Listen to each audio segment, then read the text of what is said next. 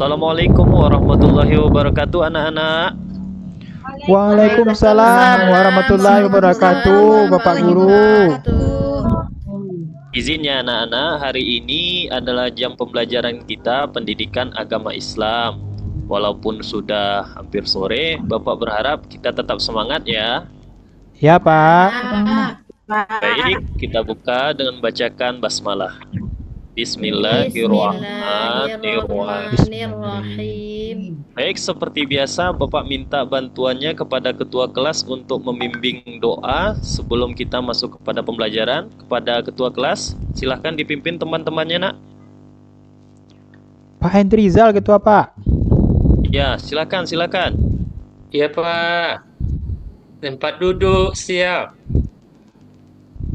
Sebelum belajar, marilah kita berdoa.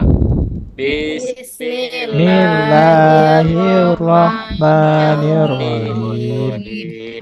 Rabbi fahmi warzuqni fahman. Tambahilah ilmuku dan pertinggilah kecerdasanku. Amin. Sudah selesai, Pak. Oke, terima kasih ketua kelas. Alhamdulillah hari ini kita dapat bertemu kembali dalam keadaan sehat walafiat. Bapak lihat semuanya ini wajahnya wajah-wajah orang sehat, senyumnya orang-orang manis. Selanjutnya selawat dan doa marilah sama-sama kita hadiahkan buat Nabi besar Muhammad sallallahu alaihi wasallam. Allahumma sholli ala sayyidina Muhammad wa ala ali sayyidina Muhammad. Lah, baik anak-anak Bapak.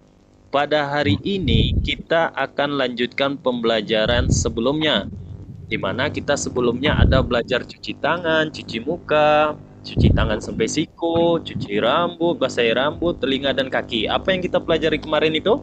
Tentang berwudu, Pak. Berwudu. Bagus sekali. Lah, hari ini kita lanjutkan tentang sholat dan zikir. Sebelum itu, Bapak mau lihat dulu bagaimana kerapian pakaian anak-anak Bapak. Oke, bagus semuanya. Rapi, Tempat Pak. duduknya. Oke, bagus. Konsentrasinya. Udah gak ngantuk, Pak. Sudah gak ngantuk, Oke, sorry. nanti kita tes konsentrasinya ya. Selanjutnya siapkan alat tulisnya. Usahakan punya sendiri ya, jangan punya teman. Dan yang terakhir tadi kita sudah berdoa. Lah, sesuai dengan kesepakatan kelas kita yang telah kita buat sebelumnya, Bapak bacakan kembali agar lebih mengingatkan. Yang pertama, ketika berbicara kita Bergantian, Pak. Ya. Oke, yang kedua, makan dan minum boleh, tetapi setelah selesai belajar. Jadi tidak ada lagi makan minum lagi ketika belajar ya. Yang ketiga, sesuai kesepakatan kita, permisi bergantian.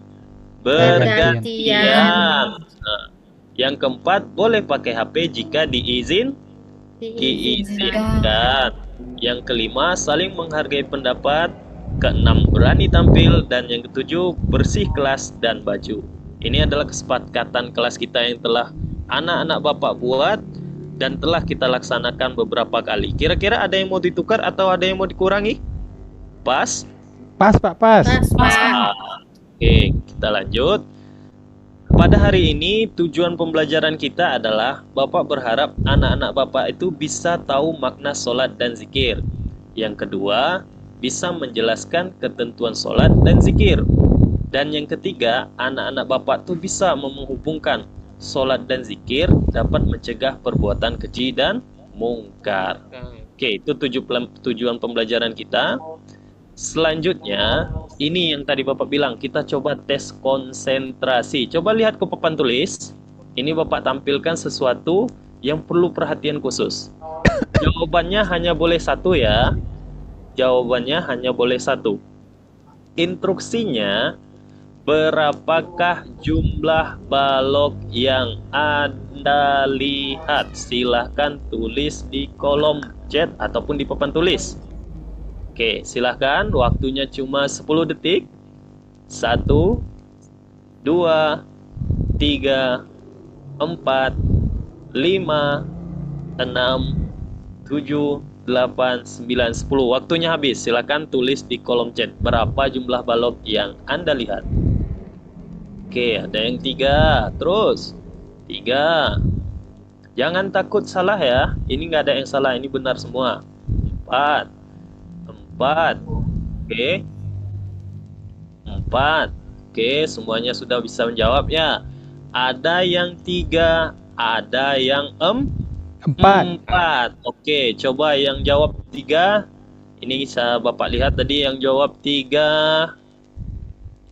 Yang jawab 3 ada Leni. Nah, coba Ananda Leni jelaskan kenapa 3.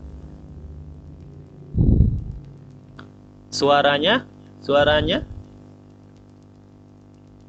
Mic-nya belum di-on kan? Karena dilihat dari atas ada 3, Pak. Oke, Dari karena atas dilihat aja. dari atas ada 3. Oke, yang jawab 4. Ini coba Henrizal coba. Kenapa jawabnya 4? Karena kalau dilihat dari bawah itu nampaknya 4, Pak. Oke, jadi dapat kesimpulan jawabannya 3 dan 4. Lalu siapa yang benar? 4, Pak. Ada yang bilang 4. Yang 3? Apakah salah? Semua benar, Tidak, Pak. Pak. Semua benar, Pak. Jadi anak-anak Bapak yang mau Bapak terangkan di sini adalah bisa jadi kita memiliki jawaban benar dan orang lain juga benar karena sudut pandang yang berbeda. Jadi Bapak mau tekankan kepada anak-anak Bapak semuanya, kita harus bisa menghargai pandangan orang lain. Bisa jadi memang jawaban dia itu berbeda dengan kita, tetapi belum tentu salah. Sehingga dalam kehidupan nantinya di masyarakat ataupun dengan teman-teman, tumbuh rasa saling menghormati, toleransi, sehingga di antara kita itu lebih kepada persatuan daripada mencari perbedaan. Oke, luar biasa.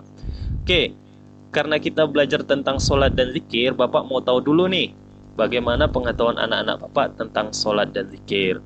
Oke, apa kira-kira sholat yang anak-anak Bapak ketahui selama ini?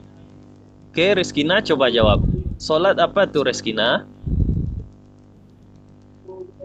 Nampaknya Rizkina ini belum makan siang nih ya. Capek Ya, sekali jalan-jalan seperti. terus, Pak. Memang kalau udah siang tuh badan capek, tapi semangat harus tetap ya. Coba kalau Ija, apa kira-kira itu zikir? Zikir itu mengingat Allah, Pak. Oke, lah baik. Terima kasih anak Bapak telah menjawab semua pertanyaan pemantiknya. Selanjutnya sini Bapak akan membagi anak-anak Bapak itu kepada 2 kelompok, kelompok perempuan dan kelompok laki-laki. Tiap kelompok nanti membahas makna sholat dan zikir. Yang kedua memaparkannya.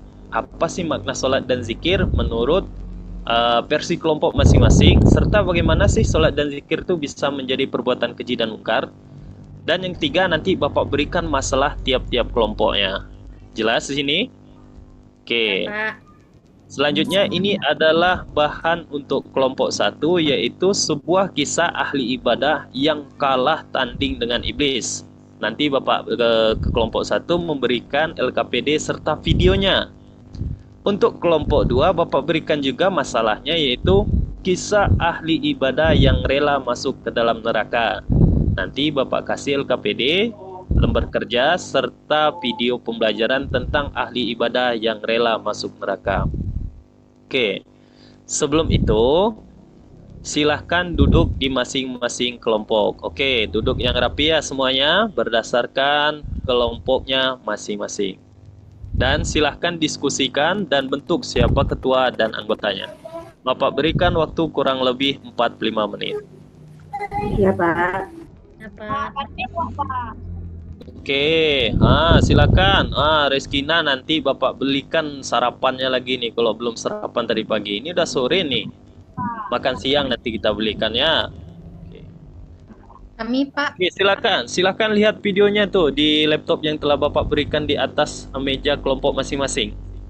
Ya, Pak. Ya, Pak. Oke. Oke, waktunya sudah habis anak-anak Bapak. Sekarang lanjut presentasi dari kelompok. Mau kelompok 1 atau kelompok 2 dulu? Biasanya Seurutan kelompok aja, Pak. yang laki-laki ini pasti mau tampil duluan ini. Oke, silahkan kelompok 1 terangkan makna solat dan makna zikir sesuai versi kelompok 1. Silahkan. Siapa ketuanya kelompok 1 yang laki-laki? Yusdi, Pak. Silahkan kelompok ketuanya, silahkan. Siapa yang mau disuruh tampil, siapa yang akan ngasih presentasi, itu diatur oleh ketua. Silahkan ketua. Baik, saya Pak. Ya, Terima kasih pada Bapak yang telah memberi kesempatan pada saya untuk mempresentasikan kelompok kami, yaitu ini kelompok 1 yang membahas tentang makna sholat.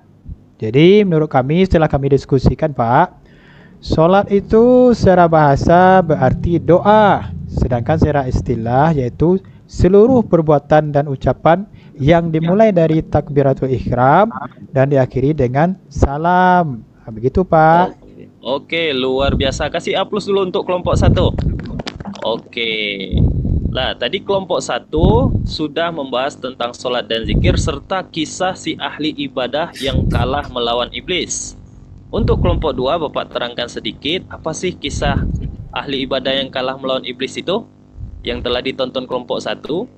Jadi, ada suatu masa ahli ibadah ini adalah seorang yang taat kepada Allah, rajin sholat dan beribadah. Mendengar di kampung sebelah ada orang berbuat syirik, yaitu orang syirik yang menyembah pohon besar. Ternyata di pohon besar itu ada setannya lah istilahnya. Lalu ahli ibadah ini mendatangi pohon besar itu. Dan ketika akan ditebang muncullah sang setan itu. Lalu kata setan, "Jangan tebang aku. Nanti andai kata kamu tidak mau menebang aku, setiap kamu sholat aku berikan uang di bawah sajadah." Apa kata ahli ibadah? Tidak mau, kamu itu musuh Allah, kamu itu musuh orang yang beriman, akan aku tebang. Jangan-jangan, aku tidak akan lagi menggoda orang. Lalu ahli ibadah mendengar demikian pulang ke rumah. Besoknya setelah saya sholat, dia lihat di bawah sajadah. Wih, ada uang. Apakah ini uang dari setan yang dari pohon besar sebelah? Lalu datang lagi seperti itu. Akhirnya ahli ibadah ini tergoda dengan uang itu dan sampai pada akhirnya dia mau menebang pohon. Dia kalah karena keimanannya itu telah tergadai oleh materi. Itu kisah dari kelompok 1. Jadi poinnya di situ, walaupun kita rajin ibadah, ternyata ibadah kita itu harus konsisten, jangan sampai terganggu oleh materialistik sehingga nilai iman kita itu tetap utuh. Oke, lanjut tampilan dari kelompok 2 tentang zikir. Tentang zikir. Apa itu makna zikir? Silakan kelompok 2, siapa ketuanya? Saya, Pak. Leni, Oke, Pak. silakan Leni. Baiklah, kami dari kelompok 2 ingin mempresentasikan hasil diskusi yang kami bahas tadi, materi zikir. Zikir secara bahasa dapat diartikan sebagai ungkapan lisan, yaitu menyebut, menceritakan, dan berbicara dengan hati. Dalam agama Islam, zikir sering dikatakan yaitu menyebut atau mengingat Allah dengan lisan melalui kalimat-kalimat thayyibah. Sekian, Assalamualaikum warahmatullahi wabarakatuh. Oke, kasih aplaus dulu untuk kelompok 2. Terima kasih karena sudah mempresentasikan apa itu makna dari zikir. Oke, kelompok 1 ada yang mau ditanyakan tentang zikir? Pas ya? Oke. Pas Pak. Selanjutnya, tadi Bapak jelaskan sedikit bahwasanya kelompok 2 tadi membahas masalah ataupun menyaksikan video ahli ibadah yang rela masuk neraka. Nah, Bapak jelaskan secara singkat. Jadi dahulu itu di zamannya Nabi Musa ada seorang ahli ibadah yang telah berumur ratusan tahun. Suatu ketika lewatlah Nabi Musa di samping ahli ibadah. Lalu ahli ibadah ini penasaran ini. Setelah sekian lama beribadah, kira-kira tempatnya di mana ya? Kalau kita berpikir ahli ibadah yang sudah ratusan tahun, kalau meninggal masuknya masuk mana coba anak-anak Bapak? Masuk surga. Ternyata ketika ahli ibadah bertanya kepada Nabi Musa, Nabi Musa bertanya kepada Allah, lalu Allah menjawab kepada Nabi Musa bahwa tempatnya adalah neraka. Ayo. Setelah itu disampaikan Nabi Musa kepada ahli ibadah. Dan setelah sampai kepada ahli ibadah, ternyata ahli ibadah itu tidak dia mengutuk, tidak dia menyesali, tetapi dia merenung dan menangis. Apa yang dia tangiskan? Kata ahli ibadah kepada Nabi Musa, "Wahai Nabi Musa, saya menangis bukan karena menyesal beribadah kepada Allah, tetapi saya menangis bagaimana membayangkan saudara-saudara saya yang beribadahnya baru hitungan hari, hitungan bulan, hitungan tahun. Saya yang ratusan tahun saja sudah dimasukkan neraka, apalagi mereka." Mendengar jawaban itu, Nabi Musa lalu bertanya lagi pada Allah, dan Allah menjawab, "Wahai Nabi Musa, akhirnya dia masuk ke dalam golongan orang-orang yang surga berkat kepeduliannya kepada orang lain." Nah, itu tadi pembahasan dari kelompok dua. Oke. Selanjutnya, kelompok 2 silakan bacakan presentasi selanjutnya, ini tentang adab zikirnya. Oke, Leni Widya silakan. lagi. Widya Lagi, silakan. Pak. Ya. Oke, bacakan. Mic-nya Belum terdengar Widya. suaranya. Maaf Pak, Ya. baik adab zikir itu yang pertama adalah kita harus ikhlas dalam berzikir. Kemudian membaca zikir yang dicontohkan Rasulullah. Lalu memahami makna zikir. Kita harus berzikir di tempat yang suci dan dilakukan dengan khusyuk. Kemudian kondisi pakaian dan tempat kita harus bersih. Tempat yang sunyi dan mata yang terpejam, Pak. Oke, terima kasih. Beri aplaus dulu kepada Widya yang sudah mau membacakan hasil diskusinya. Oke, selanjutnya ada contoh-contoh kalimat zikir. Kira-kira anak bapak, apa yang biasa sering dibaca kalau zikir? Subhanallah. Subhanallah, Alhamdulillah, alhamdulillah, Allahu Akbar. Illa Allah.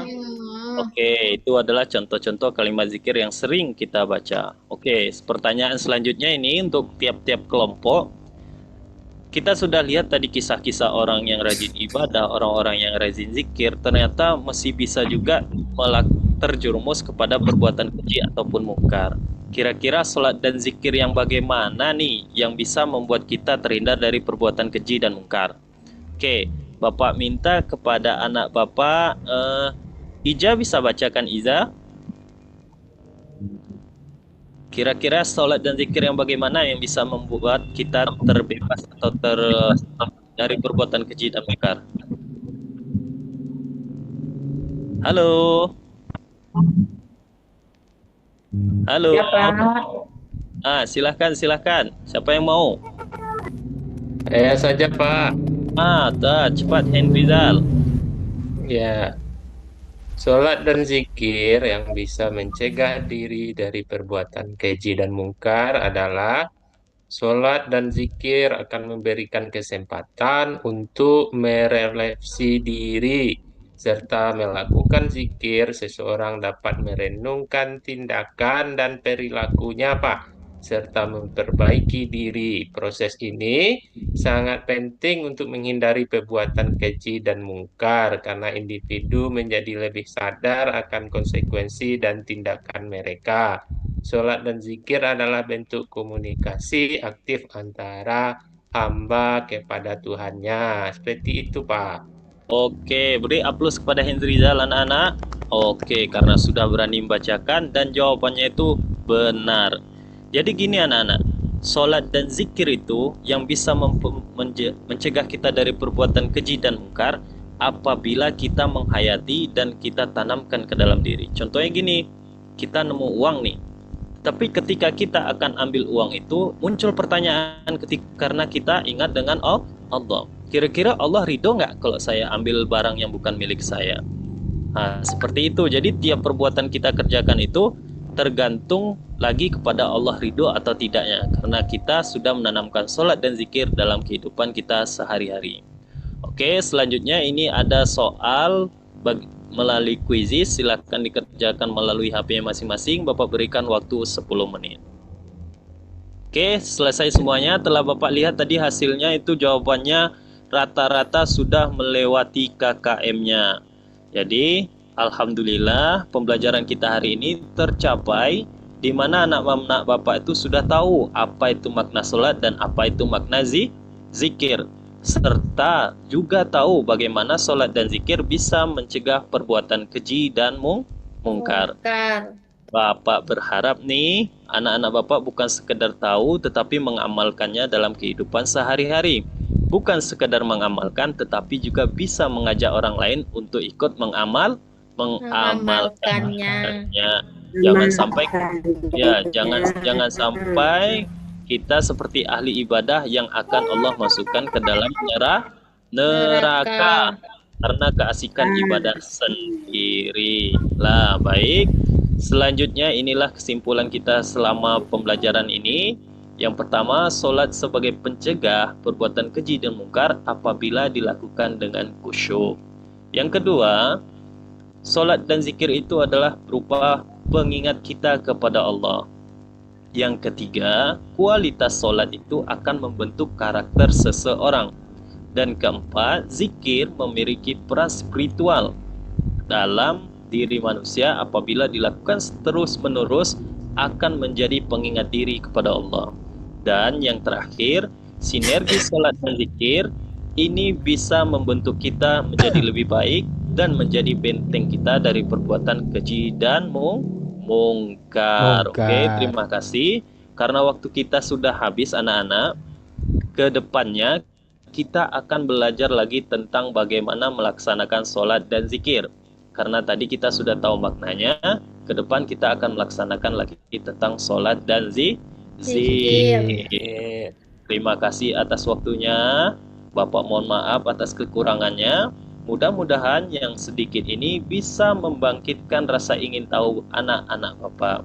Karena apa yang Bapak sampaikan di sini hanya kulit-kulitnya saja. Jadi di rumah lebih banyak lagi membaca, lebih banyak lagi bertanya, serta lakukan apa yang bisa kita lakukan sesuai dengan kemampuan. Kita tutup saja pelajaran hari ini dengan bacakan hamdalah. Alhamdulillahirabbil alamin. Assalamualaikum warahmatullahi wabarakatuh. Waalaikumsalam Waalaikumsalam warahmatullahi wabarakatuh. Baik, Bu. Bapak Ibu. Mana